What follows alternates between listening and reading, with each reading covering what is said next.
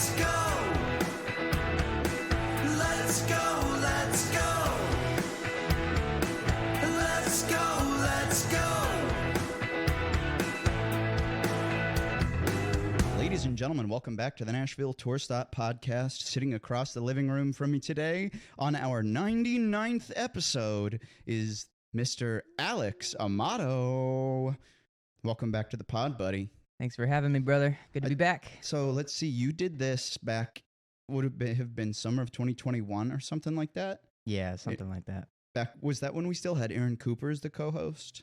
Was she there? She was not there. That might have been who you were It was subbing in Will. for. Will was there hitting some Will buttons. was there, so that would have Yeah. been last summer?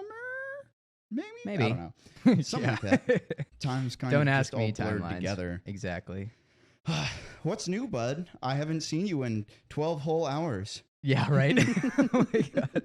Yeah, we did have some fun last night at a fellow round pin drop. Pin drop songwriter Not too often series. we're on a round together anymore.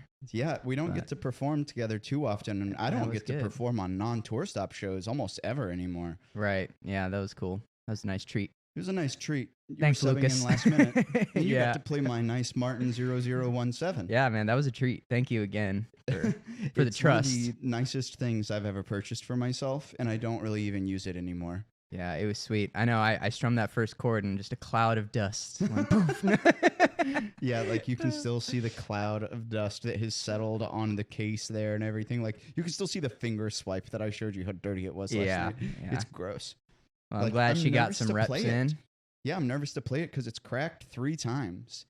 Did you have to get those like repaired or? Mhm. So Yeah. it cracked on the side, like the top side that I looked down at 2 times. But I think it cracked the second time because the repairman did a bad job the first time. And he was supposedly one of those like Martin certified repairmen. Right. And he was just a giant tool about it. And I kept bugging my him like, bro, God. you've had my guitar for 8 months. Probably made that certification on Canva or something. Just Yeah, printed it off I can't imagine it's not difficult to fake that. to fake that. I mean, how am I Yeah. going to verify it? Right. Call like, the store in Nazareth, Pennsylvania, and be like, "Hello, I would like the Do you know this man?" certification number." Yeah, who is this man? it's like I'm gonna be a full Karen trying to Right. get someone's Martin Yeah. authorization. Did you buy it new? I did buy it new. That's weird though. Yeah, That- which is why I was pissed that it cracked and why I don't play it much because I bought it in 2016, so it's not even 10 years old and it's already cracked 3 times. It doth cracked thrice. That's tough. Do you know what kind of wood it is? It's mahogany all over. It's supposedly as a hardwood, but the Yeah. second time it cracked on these, it does have a Sitka spruce top, and the top cracked once. That's weird, man. Yeah, I was livid, but I took the guitar to Carter's Vintage Guitars the third time it cracked, and they fixed it Yeah, in. I feel like they know what they're doing. They fixed it in 8 Yeah. hours, and they're like, "Yeah, it's perfect now." They have guitars from like the 1700s over there, so I mean- they're doing okay. yeah. Yeah, but I'm delighted that I have the guitar. I'm just nervous to play it now. That's why I've got these little mini guitars. They're my road dogs now. The Eastman is nice. The That's Eastman's probably a my s- favorite sounding small guitar. Because some of those small guitars sound really bad. My Taylor Mini, I think it's criminal they charge so much money for that thing. Aren't they like $800? Yeah, and they don't come with the pickup. And then you buy the pickup for $100 and it sounds even worse. Like- Yeah, the Taylor guitars are famously awful sounding. Yeah. I don't know if You we want to have a get into Taylor, all though. this, but I do. When I was in college, I was obsessed with Taylors, and I think it's because of just the way they look. Like they're such aesthetic guitars. They're pretty. They're very pretty, and they sound great when you play them acoustically. Mm-hmm. But yeah, I didn't know anything about performing live or audio or anything like that when I got it. So in hindsight, I would have got something else. But I did change the pickup to the LR bags. You have the LR Bags Anthem in there now, right? Yeah, That's what this And- Martin has in it yeah. too. that made a huge difference. It's a top of the line guitar pickup. Yeah, oh, it's not At least cheap. acoustic guitar pickup. $300 for. That's why for a lot of people that have like a $500 to $1,000 guitar, it's hard to Mhm. justify a $300 pickup. Yeah. But, I mean, Yeah. it's definitely worth it, especially if people all right, so I do audio for anybody Mhm. who doesn't know this yet. I do a lot of sound for Nashville Tour Stop and all over the place. And I should have said that at the beginning. no, it's fine. I just want to give some context. So I see a lot of people play, and I just don't understand. I get it that money's tight and musicians are broke, but your instrument is literally your job, Mm-hmm. and people go years playing like Shitty flea guitars. shop guitars. Invest in yourself, man. Please, for the love of God. Get You will play a that playable guitar. for your 10,000 hours, and it will thank you. Exactly. It is so worth it. You don't Anytime I even s- need an expensive guitar. Get a Oh, yeah. decent sounding cheap guitar and put a really nice pretty pickup in it, Mhm. and you'll be golden forever. Absolutely. Like my little Eastman doesn't have the Fishman inside of it like a lot of them do. Mm-hmm. And I think that that's part of why it doesn't sound bad. Because Yeah. I don't think the Fishman pickups sound good. They're in a bunch of guitars too. Well, they have a lot of different ones, Mhm. I think. So So probably the cheap ones that right, go into exactly. those tailors. I mean, you get what you pay for.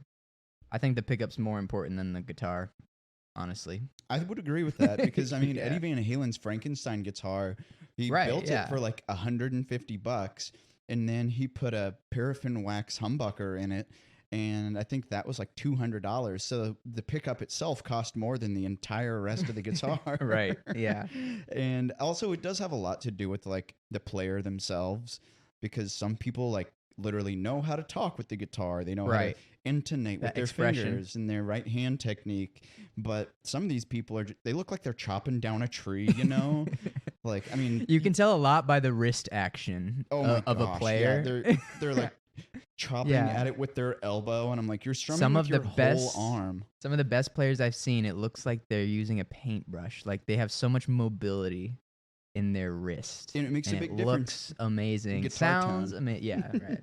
We're getting real deep into geek Oh yeah, I territory know. right now. We went right into it. Start smoking people. Well, we start all of our episodes, as you know. You've produced many episodes of the podcast. How we start is by asking how we met. Right. How did we meet, Mr. Alex Amato?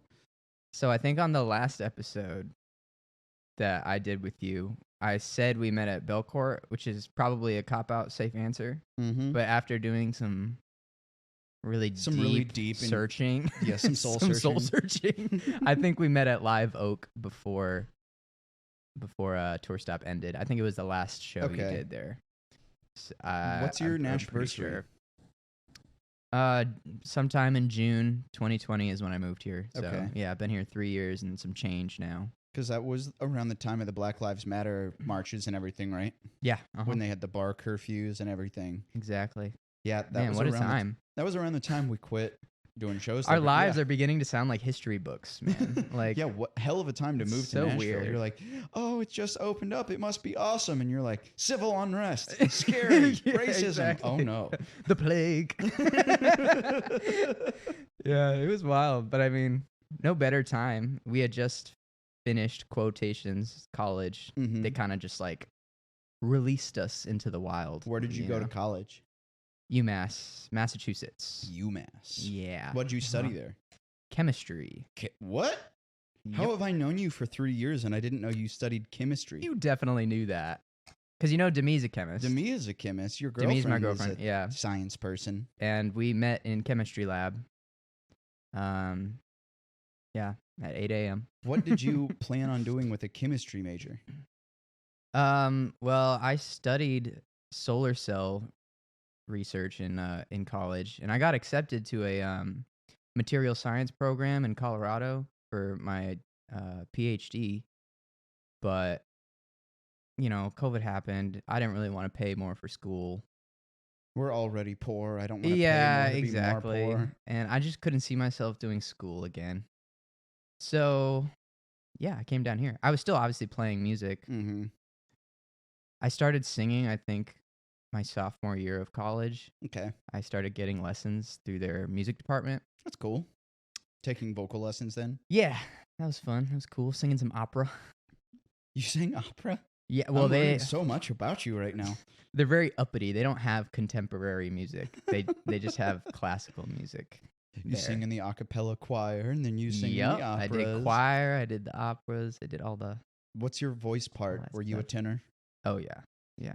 Yeah, I was not. I was not. I was not. I wish I was a bass. Yeah, I was a bass 2 section leader for a long time. Oh, you were. Oh, dang. I called myself the alpha male. I was like, I have the lowest voice. I'm the best at sight reading. Sounds about right. It's like, I was See, I think you fooled us with all of your your screech crying stuff. I thought you were a baritone, maybe, because you have that upper range. I do but- have the upper range. My normal But you speaking also got voice that is pretty low. much right here, though. Yeah, But I it mean, is very especially when low. I sing my funny music, I don't use this voice.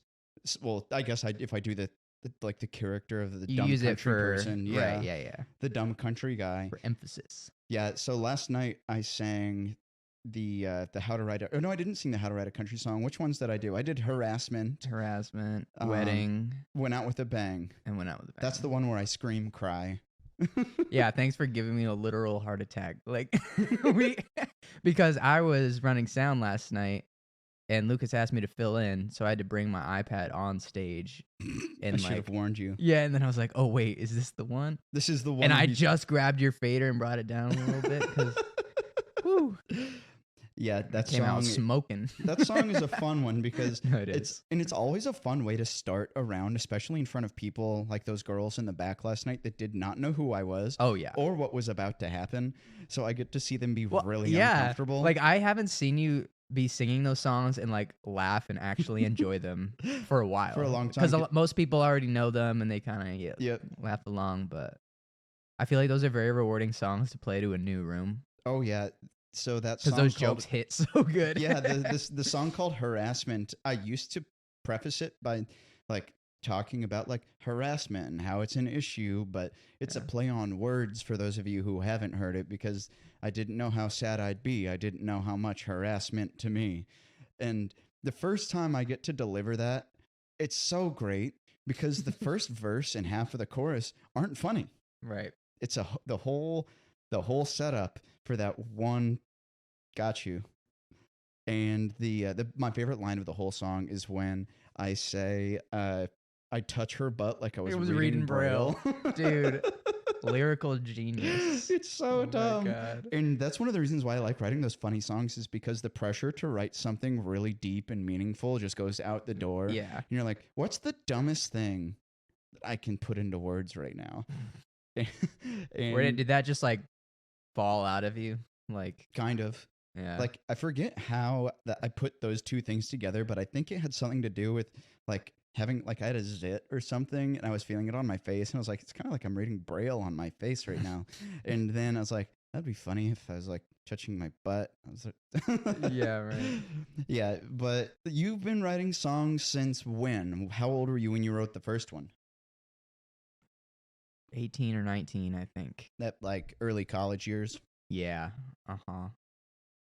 Yeah, when I was really young, I had, an Epiphone electric guitar and I learned, One by Metallica and like some Wake Me Up When September yeah, Ends. so well, not even. I was more on the heavier stuff, the Really? Metallica, the Iron Maiden, the Pearl Jam. Oh yeah. I just learned the solos, Mhm. and I think I was pretty good at it, but then I just stopped.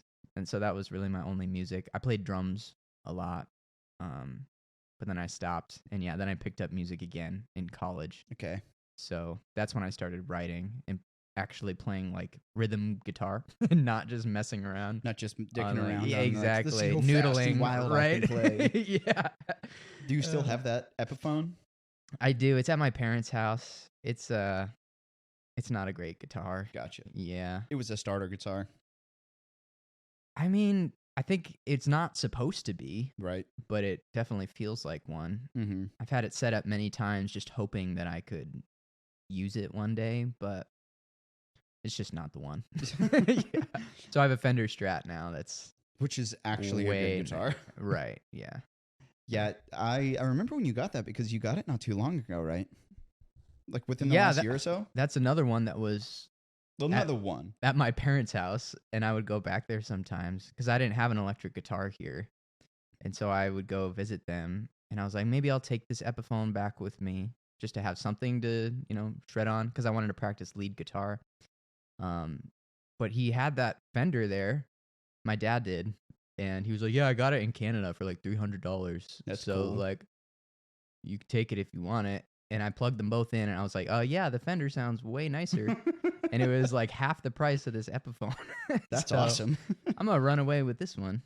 Proof again that a really So. expensive guitar doesn't mean a really good guitar. Right? Yeah. I forget who I did an episode with. It might have been this podcast or maybe a different one, but it was about like what makes like a good guitar. And it's so subjective. There's a bajillion things, but I guess it really just comes down to which one feels best to you as the player. Yeah. Because like my Les Paul here, that wasn't the model. She's of so pretty, man. It's a beaut. It's not the Yeah. guitar that I wanted to buy though. When I went to the Gibson garage, I Really? wanted to get this specialty version of a Gibson Explorer where they had like the top wedge of it where your right arm would hang over. That part was cut off, Oh. and yeah, then yeah. it had a recessed like elbow thing like a Strat does. So it had kind of like a Strat top with a Explorer like bottom. It looked really cool. Is that a custom? It was or- a custom. Oh, okay. But it looked so cool, and it was surprisingly cheap. It was only, I mean, granted, it was like $1,500, but Yeah, given yeah. that everything else at the For a Gibson custom garage is like Gibson, $6,000. Right. We take those. yeah, but I went there and I asked the salesman for it, and I was like, "Hey, do you have this special like Gibson Explorer, and it's like orange and sparkly?" And he goes, "Oh no, like we sent that back to the factory, man. Nobody wanted it." Man. And I was like, "I'm here to buy it right now." And he goes, "Really? I mean, I can call the Damn. factory. We could see if we could find it." And it's like, "Nah, I'll just find something else." Oh my God. But I really loved the way that other one played. And my beef with the Les Paul, and it's the same as all Les Pauls, it's just how heavy they are. They are. It's like, They're like 12, 13 pounds. yeah, or I something. feel like it's going to dislocate my shoulder. Yeah. But it does play really well, and it rocks. It's like a heavy guitar. The far cry from your Kramer. Far cry from the Kramer, which is that like 80s shredder guitar with the Yeah. whammy bar, Floyd Rose. Wee, wee, wee, wee, wee, wee. Sound like Zoidberg. Oh my God. So you moved to Nashville in 2020. What was the reasoning behind Nashville and nowhere else? Because you and your girlfriend moved here together. Yeah. Was there a discussion of other places, or was it always here? I think for me, in hindsight, it was always here. We had both applied to graduate schools, and nothing really seemed good. Nothing really worked out, and I was like, "Well, I'm gonna go down here. Do you want to come with me?" And thank God she was down and available. You're like, So- and that's how the Yeah. story ended. Yeah, right. No, that would be sad. Yeah, so you guys have lived here for now 3 years, and what was the first thing that like really made you feel like you lived here and not just like a vacation?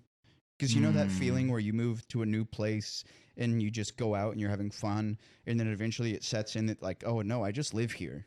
Like this is my life now. Dude, I don't know, cause like what a weird time to be alive that was. Like everything was kind of shut down. I was just Ubering and I don't know, paying rent, and Demi got a job like 2 months in. There's no one moment. I think I'm still feeling like it's becoming home more and more. That's cool. Like I feel way more Nashville now than I was a year ago. Gotcha. And I think a lot of that plays into like how I feel on stage, how I feel about my music, how I feel about my career here. So it's just a developing thing. I remember Do you have a moment? I don't Like- think I had like a set moment, but I do remember the first time that I realized that Nashville was home was because I used to go back and visit my family in Missouri, and they would ask like, "Oh, well, I hope you're having a good time in town, but like, when are you going to move home?"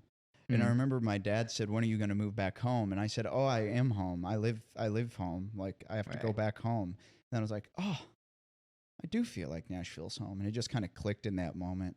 I But feel you. there wasn't like a watershed moment of like, I played this show and I live here. Right now I'm a what's the word? Not indoctrinated. Almost. What's the word? into the cult of Initiated. Nashville. Initiated. Right.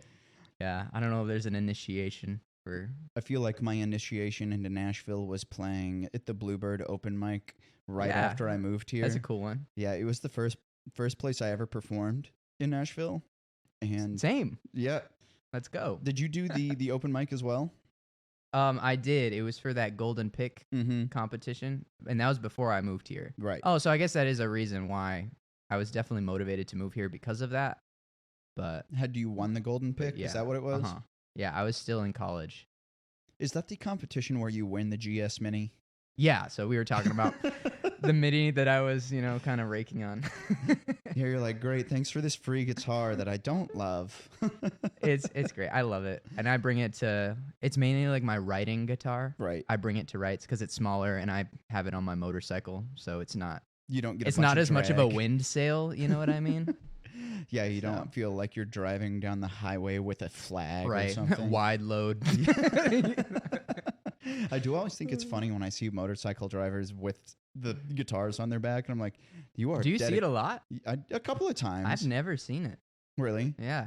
but I mean, I've definitely seen it. It's not regular because, like, I've never even ridden a motorcycle. It would freak me out to have something with that much drag, like pulling back. It's not too bad. Is it not too bad? You don't feel it under 60 miles an hour. Do you feel So- it if you drive faster? A little bit, but I mean, Do you take the interstates very often on the motorcycle? yeah, every day. Every day? Man, just on my way over here was a battle. Like, Yep. just the constant disregard for people's, like, literally people's lives Yep. that people have when they're in a car is just dumbfounding. Like, yeah, and it's so much of that exact thing combined with the absolute lack of awareness that I feel like pedestrians also have. oh yeah, Because I was driving home yesterday from, I think it was the Pin Drop show last night, and I was rounding the hill around this big corner, and then there's just out of nowhere a woman just walking across the street with her dog. And I'm like, why did you choose the one perfect, like, top of the hill blind spot? drive. Yeah, And was she it's wearing like, all black? And it's like, yeah, and I'm like, Yeah. why wouldn't you have waited? I'm the only car coming. But I instead had to, like, screech to a halt to not hit her. And I'm like, did you not see my headlights? right. Like, I was watching. You weren't. So it's the combination between the people who don't watch where they're driving and then also don't watch where they're walking meet smack. Like, that's one of the things that is tough about living here is just how, not just even with driving, like the blatant disregard for everything. Yeah, especially downtown. Like, Mhm. I feel like downtown is built kind of like and marketed as this big adult playground, but there's literally like highways running through it. Yep. So it's like maybe don't be in the street. Yeah, I've also seen a lot lately of motorcyclists doing wheelies on the interstate, Yeah. and I've thought about calling the police because, like, that seems so dangerous. Police aren't going to do anything. Police will. Great. Call us after they've crashed. Right. Yeah, we'll send an ambulance. Yeah, Oh, that's a harsh reality of living here. I've never been a speed. Well, I've been a speed demon, but not a wheelie like kind of guy. I don't know if I've got the at this stones point, for it. Yeah, at this point in my life, I just want to cruise and get where I'm going alive, and Like, is this your first motorcycle? no. What no. what other motorcycles have I've you had? had my first motorcycle was a Kawasaki Ninja 650. Okay. And when I was 18, and my parents strictly forbade me for my whole life to get a motorcycle. And so I turned 18. I showed up at this guy's house, gave him $3,000, and hopped on it. I've never driven a motorcycle in my life. Did that thing where you pull the clutch back and then you freak out and you hold it and the bike flies out from under you. And the guy runs outside and he's like, what the f-? And so I'm like, yeah, sorry, this is my first time. So he kind of showed me how to drive it, how to figure it out. I drove it around his parking lot for a while and then I left and went home. The rest is history. Bad decisions from Alex, part 1. I bought like $1,000 1980 Suzuki Okay. that I like chopped in half and like welded into a bobber kind of thing. That sounds safe. Right, exactly. Bad Decisions from Alex Part 2. No, but it's still kicking. It's in my parents' shed. And now you drive an electric motorcycle, right? Oh yeah, right. Yeah. Saving the planet. How the turning tables have How the turned. well. How are the turntable? I watched that episode of The Office like 2 days ago. God. So Gold. the motorcycle life. Do you have a regular car? I don't. No, I did when I bought this one, and then it, like the most freak possible. I guess the piston shot through the engine block or something, Mhm. like something ridiculous, and it died on me like 2 months after I got this motorcycle. So I just said, "Well, I bet you love the winter time. gonna own it now." Oh yeah. I was just saying, I don't know if I can do another one. I've done 2 winters on this motorcycle. That's brutal. It's tough, but You layer right. like And I 5 mean- or 6 layers It's worth it now in the fall and the summer. when it's beautiful. The fall, it was 90 degrees driving over here. I don't know yeah, what's going I love on. that fall Yeah. in Nashville lasts until like mid-November. Yeah, yeah. And then it'll just cut right off. And then it's just and I'll be cold. 40. It usually becomes like cold around my birthday, which is November the 13th. 13. And I always wanted to have like an outside party, like birthday pool party. Like a bonfire. have a big Be bonfire. super country. Yeah, have a bonfire in my tiny little front yard here in front of the Right. condo. Right, yeah, yeah. I'll just get a big like trash can and throw a bunch of Right. garbage into it, and we can huddle around Like it. a Like tailgate circle. And just, yeah. Sure the neighbors will love that. Yeah, well, hey, let's take a quick commercial break on the podcast, and we'll come right back here with Alex Amato on episode number 99 on the Nashville Tour Stop podcast.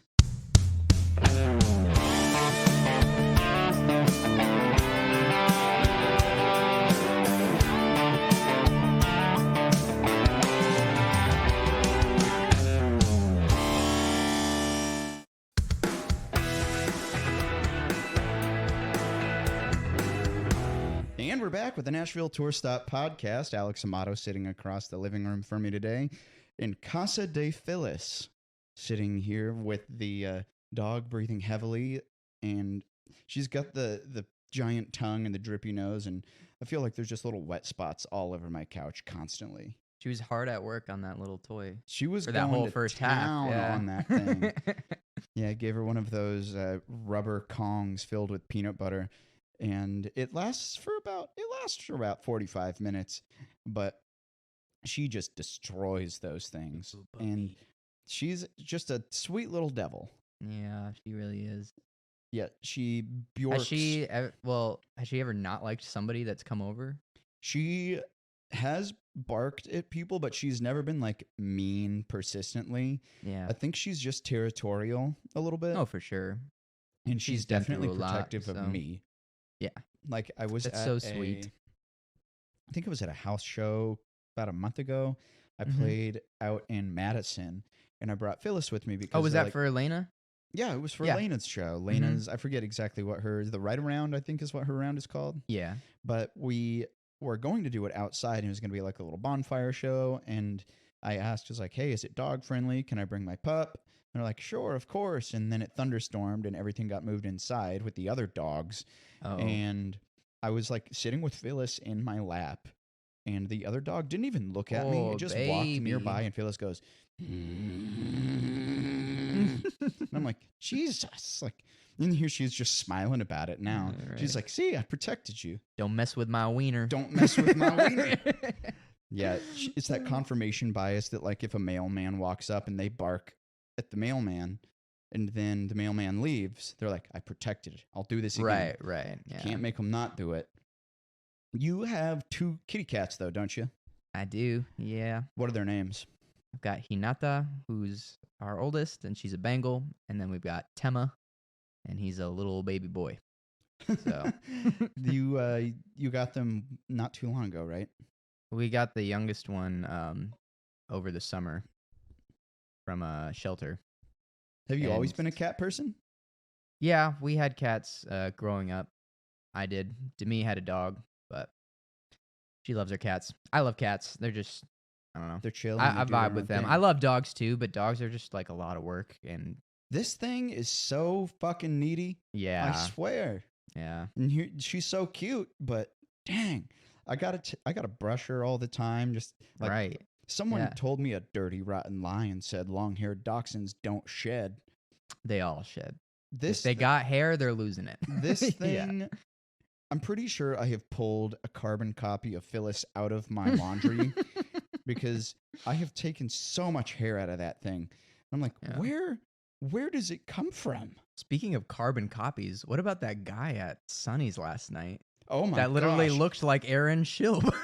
I was just sitting watching the show, and then Alex and Caroline DeLone, they just tapped me on the shoulder and point at this other dude who's wearing a dark gray baseball hat and a denim jacket and dark shoes and jeans, and I was like, oh my god, is that what I It look was like? you, man. Yeah, it was it was pretty super spitting trippy. image. Yeah.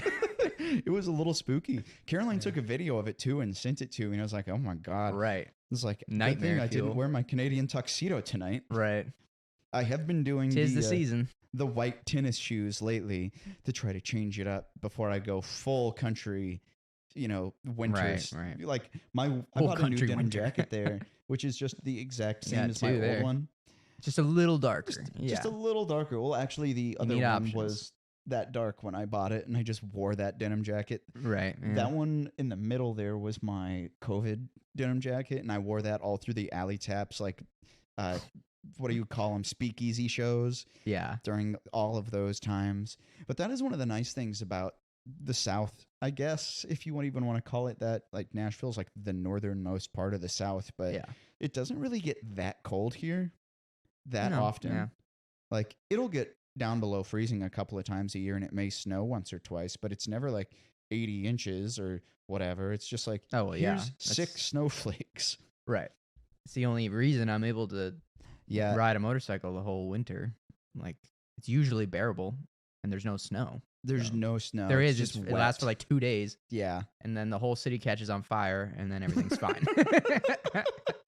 The one person who doesn't know how to drive cascades into a domino effect. And Yep. just everybody. Something. Nobody knows how to drive, and crash, bang, boom, dead. Yep. That's the traffic. And then we start over in spring. And then we start Yeah. over every year. Yeah, and their every memories are year. erased. The great purge of winter. Yeah, I think that's my only real beef with Nashville, because I do love it here, Mhm. but just with this, like, the speed Nashville's growing right now, it's so hard getting anywhere, because there's never like, when is the like easy time to drive through town? There's not. Yeah. Never. Right. I have to drive through like 6 construction zones to get anywhere. Yeah. Oh my! I'm still part of this Facebook group from my hometown in Massachusetts, and there's a fair going on that lasts for like a couple weeks there, Mhm. and everybody's blowing up the chat, being like, "Look at this picture of." And we have 2-way streets, it's just a country town. It's not And they're a like, big it's city. backed up. I sat in traffic for 10 minutes today because of this stupid fair. I'm like, shut the fuck up. Like, Man, a fast drive in Nashville is 10 minutes. literally. 10 minutes. It takes me 10 minutes to get to the Cambria Hotel, which from my house here is 1.8 To miles throw away. a rock and hit the Cambria. Yeah. Yeah, that's close. It's But tough. like, that's one of the reasons why. So I live over here in like west-ish Nashville, but if someone's like, "Hey, I'm playing at D's Country Cocktail Lounge in Madison," I was like, "Well, Yeah. Have fun. I love that place," and I'm like, "Well, have a good time." Yeah. But it's so far away, and one of Anytime you have to cross the river there Mhm. and deal with those highway intersections, that bottleneck. they get the bottlenecks. You forget it. Yeah, look at us hyper complaining about super localized information. Right. I know. Hey, To all of you listening out of the city, this is great conversation. don't come here. Yeah. No, it sucks because people love coming here for like the Broadway tourist thing. Yeah. But when our friends come to visit, they're like, "What is there to do that's not Broadway?" And go to bars. I'm like, you can go to a bar elsewhere. Right. Like what off the top of your head, what is there to do in Nashville that's not go to a bar or go listen to music? That's like unique, or I Anything. think that's the problem. People always want something very Nashville. And I'm like, I don't know, go bowling, go swimming, Like, I think the do, most unique Nashville thing they could do is that they could go to the Dive Motel. yeah, that's a cool spot. if you just want to chill, Yeah. like, I don't know what, I think people just have such high expectations. But But there's it's like, literally nothing It's to just do. a city. Like, Yeah. there's bars. I usually recommend a lot of speakeasies to people Mhm. because Demi and I love going to places like Patterson House or Fox Bar or getting overpriced drinks for some reason. Demi loves. Shout out you Demi. you do have a really wonderful girlfriend who loves very nice things. That's true. Yeah, She's worth it. I mean, you said the Fox Bar. That one's above the Bowery Vault, which is this like teeny tiny venue. Yeah. But Love I that took a place. girl on a date to the Fox once, and she's like, "Hey, do you want to go upstairs and go watch some music?" I was like, "No." Hard No. no. It's like hard no, Yeah. because like I call myself a D- celebrity. Yeah. Like I'm not famous. I just barely didn't fail.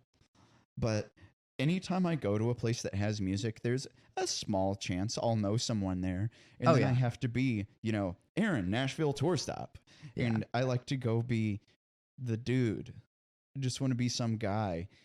And it happened once on a date. I forget where I was, but no. I was at Poncho and Lefty's over in Sylvan Park. That place is It's great. fire. So Yeah. it's great food. But I was on a first date there. It was a Bumble date, granted, but Rip. we were on a date there, and 3 people came up to me, and they're like, "Aaron, how you doing, man? How's Tour Stop going?"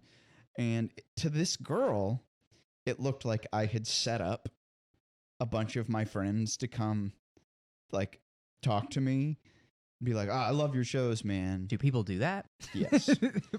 People do that, and it was so embarrassing because after the third one, this girl goes, "So These are paid actors. yeah." She literally thought that I had coordinated that the to make hell? myself look good, and I was like, "I'm really sorry. I did not plan any of this." And I never got to go out with her again because I kind of felt like a pretentious like asshole because from her perspective, it's like all these people coming up to me, and it was literally. I feel like that's her fault though. Like, maybe. because that's just the reality of your situation. But I'm also, it wasn't like Like- strangers coming up to me. It would be like you coming up to me at Ponchos and Lefty. Yeah, Like, you're my friend. Right. It's like I just know a lot of people, and I have a lot of like very surface level acquaintances. Right. Like hundreds of these Yeah. surface level Well, that's just acquaintances. this whole town, man. Yeah. Everybody knows everybody. Why are you being so weird about people saying hi? Hi. Like, It'd be weirder if somebody walked. It'd be weird if I was at Poncho and Lefty's and you didn't say hi. right. I'd be Yeah. like, what the hell? No, dude? I would just give you a silent like salute from across the room. I'd be I like, would why not. are Now my- that I know this story, I will never say hi to you again in public. Yeah, leave me alone, you douche. Right. I cannot risk you looking too famous Oh yeah. in front of your suitors. You don't want to bump me up to that Yeah, D average right. celebrity.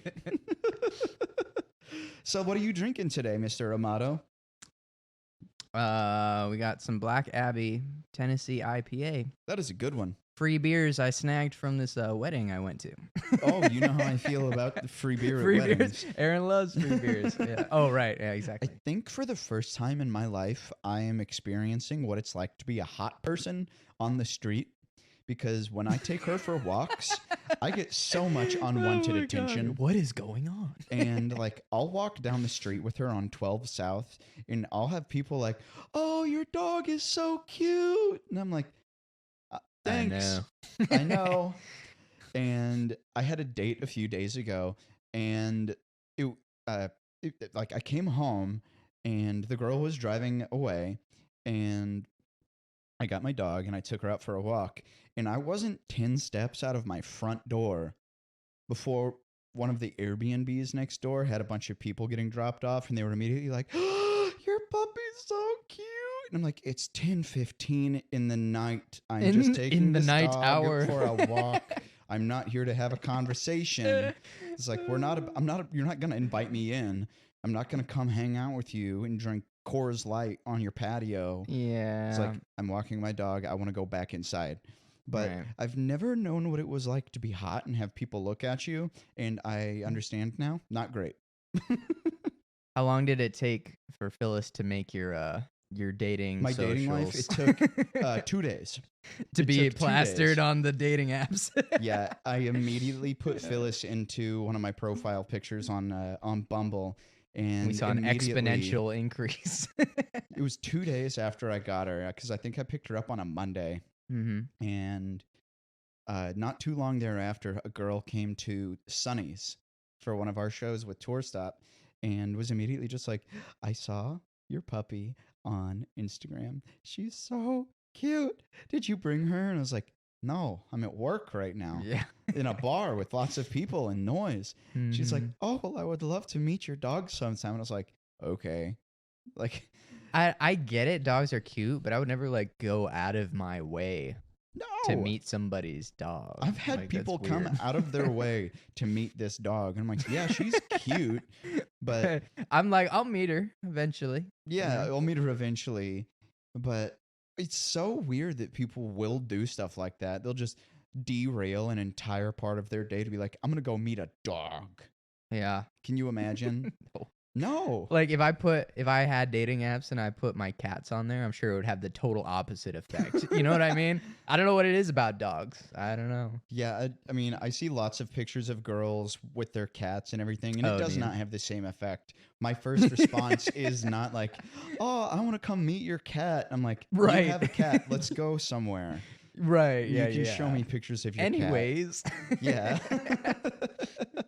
Well, Alex, I know you started a business here in town, as I've been working with you for a long time. Yeah. You started Amadio AV Solutions. Yeah. Would you uh-huh. tell us about the reason why you felt like starting a business was something you were interested in, and a little bit about what you do?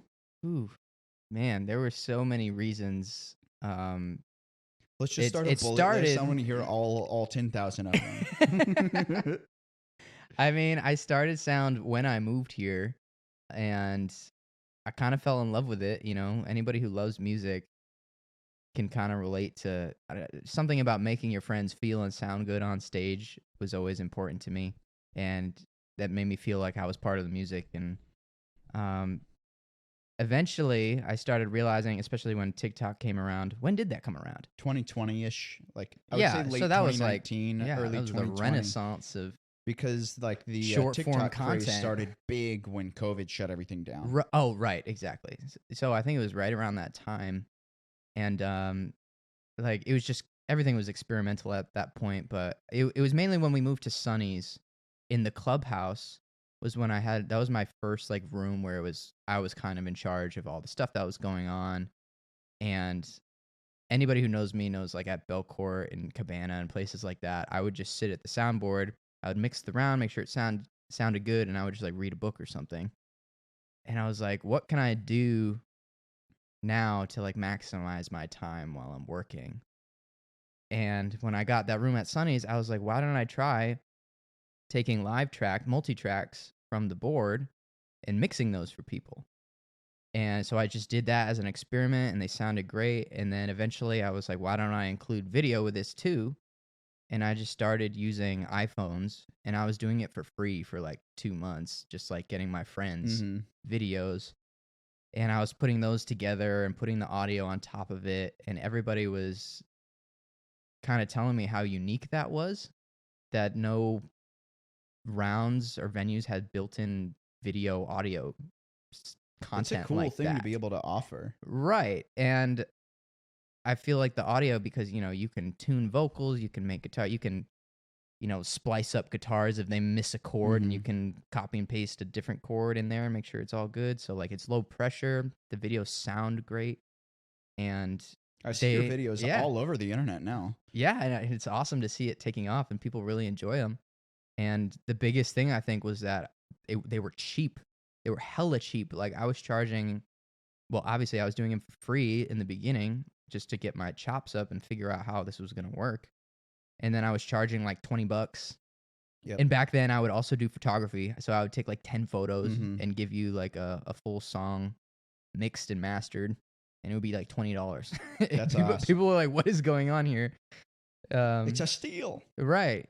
And I was justifying it by saying, well, I'm already working. I'm already paid to be here. Mm-hmm. So the only time I'm taking is the time at home to edit these real quick. Right.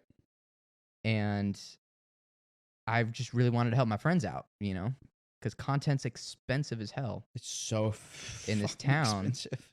And I get it as an artist too. Like, I need content all the time, but I don't have the money for that. So I Mhm. kind of wanted to make an intermediate level thing where people can get a good looking product, cut it up, put it on TikTok, put it on Instagram or just YouTube or something. And yeah, that's the whole business. So now it's taken off a bit, and I enjoy it. I love doing it a lot. And it's not too time consuming, like you said, because most of the effort is just getting it recorded, and then you just get to push stuff together and trim it together and pick which camera angle do I use here. Right. Yeah. I'd say the most time consuming part of mixing these is doing the vocals, because like I have presets that I can kind of just adjust the compression, adjust the gain, and re-EQ everything really fast. But I do go through manually every vocal track and make sure every note's Decent. Right. You're not going to go and I don't surgically want it correct auto-tuned, but I want people to be happy, or if they fluff a little here, that they're not going to be, because I'm a perfectionist Right. with my own stuff, so I get it. But and yeah, I feel like that takes pressure off of people. Like when I know somebody's recording, I'm like, oh, I got to do really good right now. But if you know things are going to be tuned and things can be saved later, Right. it just allows you to have more fun and Yeah, and the relax. pressure of having one or two songs recorded during a performance is way lower than being like, okay, so I have to hire a videographer to shoot a 45-minute show, Yeah. and it's going to cost $500 just for them to be here to film it, and then an additional $500 or $1,000 for them to edit it. And then what if I screw up? Right. And you're like, well, all of this footage is useless. Yep. Like I learned my lesson the hard way when I think it was my second year in Nashville. I actually played my first full band set ever at the Cambria Hotel. No way. I played my first full band set ever with a band that I used to be in. Yeah. And we hired a live engineer to come track everything. Oh my God. And we hired a videographer to come shoot the whole show. We had 4 cameras. We were doing a whole thing. We were going to release a live album. There was a whole bunch of stuff happening for the band. So we're like, okay, all this content we will need. We'll be able to release live singles. We'll be able to release the live album, everything. And then the actual live sound engineer was terrible. And we were getting high-end feedback all the time and ringing. And then that ruined the post-production edit because we were That's getting in the all microphones. Yeah. we were getting all of the feedback that would bleed through. So if we tried like pitch correcting something, you'd hear the feedback reading through. So it ruined that. And then in the end, the band broke up and all of this content that we paid for was just useless. That sucks, And it's like, man. wow, I wish that I had thought maybe let's have them film one song. Great model you've Test it out done here. first. Yeah. Well, that's why I love the idea of being the engineer and the guy who's doing the multi-tracking and the post-processing. Yeah, so I applaud you for doing something that people actually need. Thanks, man. And not charging $600 for it, because there's also, I know you know who I'm talking about, when there's these rounds that'll be like, oh, we'll book you to play, and then you can have this video of your There's song, and add-ons, it's yeah, $600 or something, or $1,000. Yep. And that's just crazy. For one. Yeah. And I would never in my life tell someone you can't play if you don't buy my media package, because Right. that's like the definition of pay to play, which I'm very publicly against. But there's lots of places that are just chill with it. Yeah, man, I've encountered a lot of those scenarios, and I do get, obviously, charging what you're worth and, putting your time into account, but it's gone to a whole nother level in this town to Of absurdity. taking advantage Right. of people. Of Yeah, people and who absurdity. don't know better. Right. And it's like some people will, like, for my videos right now, I landed on a happy point of like $40 Mhm. per song. I'll mix the audio, and granted, it's because I'm already being paid to work there. But This even is if fall I, of if like, 2023 right now, if you're hearing the $40 quote, right, and it yeah, may not yeah. cost the same I'm now. worried about throwing numbers out there, but for the sake of conversation, it's just like I try to charge an honest price and especially because this is a new business for me and everything, but people will be like, "Oh, that's too cheap. You're undervaluing what we do as professionals." And I get it. If you're a professional, you charge your price because that's what you're worth. I get that. But there are some people that are charging what professionals charge to do a beginner's job Right. just because they can. Like I've gone to shoot video at a venue and had asked the engineer to plug in the USB just to get a left-right mix. Mm-hmm. Nothing, they didn't have to do anything but plug in the USB, and they wanted $100 just to do that. Really? Yeah. What? Yeah. I was like, why? They're like, because it's a professional mix. That's I was like, no, the venue paid you for the professional mix. right. So What's the problem? it's charging because you can. Yeah, And that pisses me off. I've experienced the same problem with venues asking for tour stop shows. Is tour stop has a rate that we charge for events, and like you said, there's variables that may make something cheaper or more expensive, but some places will be like, oh, well, why would we even pay you if there's people who will do it for free? I'm like, Yeah. well, you can hire a monkey and they'll work for peanuts, Mm-hmm. or you could hire an adult who works for money. Yes. Like, you do pay for what you get, but Well, yeah, and rounds or bar owners are starting to realize that. I think, Mhm. especially in our circles recently, it's much easier to work with people and just pay the money. Like Tour Stop, for example, just has really good marketing. You already have a brand. You already have graphics that you can kind of just stamp and ship Yeah. out, and like stamp and print. you're good to go. Like you've got the whole brand ready, and that's what they're paying It's easy for these venues to insert it. Insert it. Wow, I really Yeah, overpronounce insert it. Insert it. But it's easy for these venues because it's just like this comprehensive thing that I offer. It's like we do all of the digital marketing and all of the booking and Right. all of the promotion, and then there's someone on site to handle all of the performers, and then we'll coordinate with the sound engineer, and it takes all of the pressure off of the venue to make sure that it goes smoothly. But And when that's what- somebody does that for free, they're making like an Instagram post. Yeah. Yeah. it comes out the day that the show is Yeah. happening, and then 3 of the people cancel because they forget that, oh, I double booked myself, sorry, I can't play. Yeah. And then you post on your Instagram story, hey, openings tonight.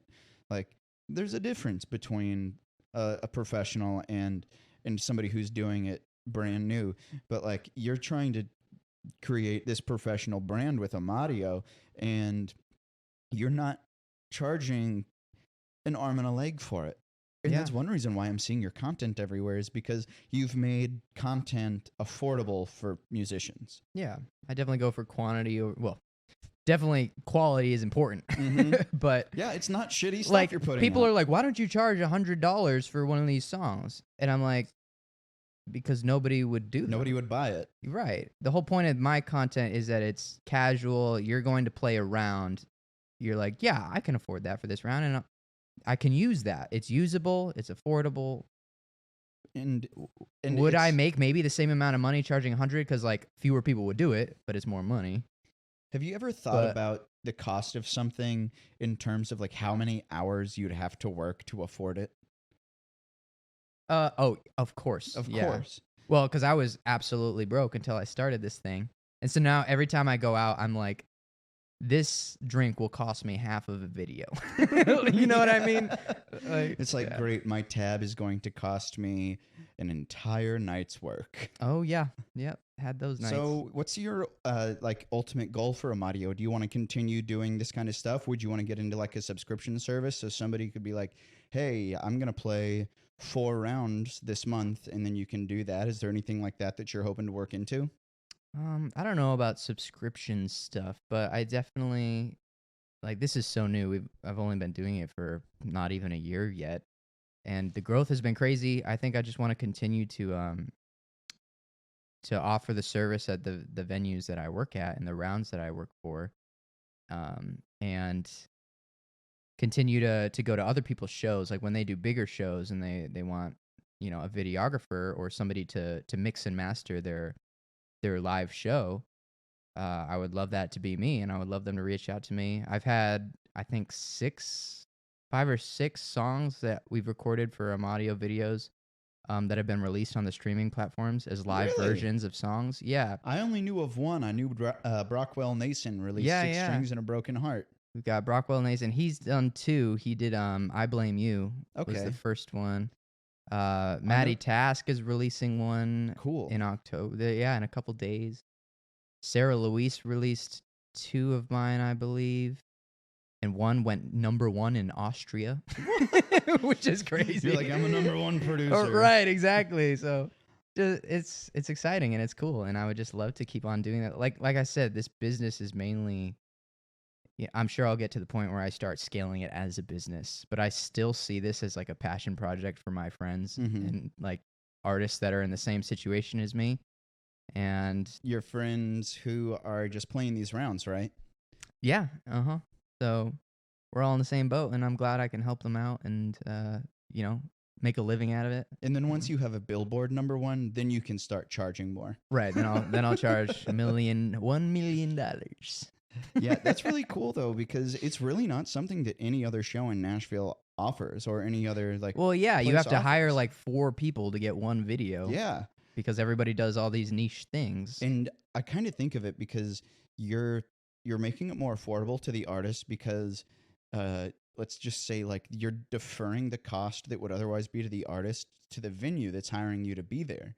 Right. So the time that you're being paid to be at the venue, you're already paid for. So you don't need the artist to pay you to be there since you're already going to. Right. And granted, it is more work that the venue isn't necessarily paying me for. Right. But like I said, I used to just read books and take home my paycheck and barely get by living. One of my favorite videos of you So- is on the Yeah, the ad reel Songsmith. loop at Songsmiths, and it's you reading a book and you're just waving at the camera. You're just like, what? Hi. Yep. I was caught lacking for sure. Oh, In brother. 4K. So you're an artist in your own right, though, which we haven't really talked too much about on this episode. Yeah. Do you have any music coming out? I had a song come out earlier this year called Temporary High. That was my last tune to come out. I'm working on demos and I'm at a weird point right now where I am making some money, so I'm thinking about Right. traditionally in the past I've recorded and produced all my own stuff in my home studio. Mm-hmm. But now I'm thinking, if I have some income, maybe I can just make some demos, bring them and get them professionally done. So we're going to see where that leaves us. It's probably early 2024. I'm going to have some stuff to put out, Cool. whether that's home recordings again or some professionally recorded stuff. But yeah, we'll see. I definitely got a lot of new songs and a lot of stuff I'm excited about singing and playing out. But it's just about just a long process to get stuff recorded, as you know. It is a So, long and grueling process putting out music because Yeah. I had an idea for a documentary series a while ago that I Mhm. had a few meetings about, and it just kind of fell through the cracks. But I wanted to do a documentary called The Life of a Song, and I wanted it to be That's about cool. how long it takes to get from the idea to the product and how many people touch that. Because imagine you have an idea for a song and then you take it to the co-write that has a couple of people, and then you're like, okay, this is going to be the song we're going to cut. And then you take it to the studio, and then there's the producers and the engineers and the session players. And then there's the people who take it to the mixing and the mastering. And then there's the marketing and the artwork and all of that. And then there's the record label. And then there's the live show with the players for the band. Mhm. And then the promoter of the event. And like, how many people can touch one project? Right. And I thought that would be a really cool mini series to do like 6 episodes, one on each different aspect of it. But That would be it's daunting thinking about that because as independent musicians, like we really are just in this brain of like everything's expensive. I can do everything myself. Yeah, I'm a serial DIYer, but at some point you have to learn how to delegate Mhm. things, which I'm not the best at. You have to but- bite the bullet. Right, yeah. I think I'm scared when there's that many hands, that many cooks in the kitchen, Right. that it's going to veer away from what I visioned. But I would love to go talk to a major label artist about that and ask Right, them about, like, how do yeah. you feel about the final product of your Yeah. music? And like, how do you deal with that? Right. From the voice demo on your iPhone when you wrote it 3 years ago, how do you feel about the version that you get to play in a stadium now? Mhm. Because certainly there'd be people who would say, "Oh, I love it. It's awesome. It's exactly the way I wanted it to be." But there's always going to be people who are like, it kind of got lost in the translation of, like, all of these people Well, who yeah, have and we their hear that hands all the in it. time. They call it like selling Yeah. out, or what is it? And the I mean, like- management and the labels and everybody who have a say in what you, the product, as the musician, get to put out. Mhm. I would be kind of scared of that. Yeah, but I guess at some point you're making so much money that Right. If I was you being can kind paid of be like, millions well, of dollars, can I complain? Yeah, that it's like, yeah. hey, you can play this song that that, that we I didn't like. get a down chorus in my third chorus. You know, And then it's going to crescendo to the break. right? Yeah, unforgivable. But yeah, the life of a song would just kind of be it's like original idea was being like a long form documentary, but it may just be cool as a short video series, like to give people an idea of how many people actually touch an idea like that. Mm-hmm. But let's see, you do all the video and the audio and everything. Where can people find your audio business and your music and your personal Instagram and everything? Yeah, so my personal and my music Instagram are the same at Alex Amato Music, and Amadio's page is Amadio AMADIO Sound on Instagram. So that's Amadio where I've got a Sound. lot of examples of all the videos that people been doing, and some one-off projects. I do travel to other events, other rounds, and do videography or both video and audio, whatever people want. Like I said, I'm just doing this for my friends, and been on some exciting projects, which is cool. So So if definitely you're in check it out. Nashville and you're playing a Mhm. show and you need an AV, contact Amadio Absolutely. AV Solutions. And you've got new music that'll hopefully come out next year sometime as well. Yeah, working on that, but TBD. TBD. Uh-huh. Well, follow Alex Amato on your Instagrams, your Spotifys, your Apple Musics. My personal favorite of yours right now is Revolve. I Oh, listen to that thanks. song on a regular basis. Plus, I also You have man. Saturn tattooed on me, which is the Let's artwork go. for that. Oh album. yeah. right. Yeah. But the Revolve is my favorite of yours right now. Not the Revolve, just Revolve. But do you have anything else you'd like to say before we sign off for the week? No, man, got some shows coming up with Tour Stop, playing tomorrow at Cambria, and I got a Revolver show You're right at playing a Revolver Dogwood. show. And you're gonna play some guitar for me. Yep, I'm gonna rip some lead guitar. Phyllis is drooling. Yep, Other than Phyllis is that, drooling. Sometimes it's out of her mouth, sometimes it's out of her nose. She's yeah. get those big, sleepy, heavy eyes. You're just blinking so Oh, yeah, long. it's I'm time for looking that at you right afternoon now. nap. But y'all, thank you for listening to the 99th episode of the Nashville Tour Stop podcast with Mr. Alex Amato. We will be back next week with our Centennial podcast. We're doing a 3-part episode. There will be 3 episodes all coming out the same day. We're going to have part 1, which is fan favorite memories, and then my own personal favorite memories of Tour Stop. We've got a whole bunch of folks who sent in their specific memories over I think it was a voice memo most people used, but we spliced all that together so you can hear some of our fans' favorite memories.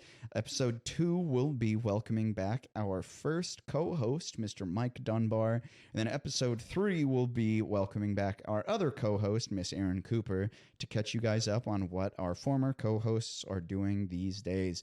So even though that is the end of our 99th episode, thank you for listening. Please remember to subscribe, share us, tell anybody, leave us a 5-star review. I just crossed into double-digit 5-star reviews. We hit 10, you guys. We did it.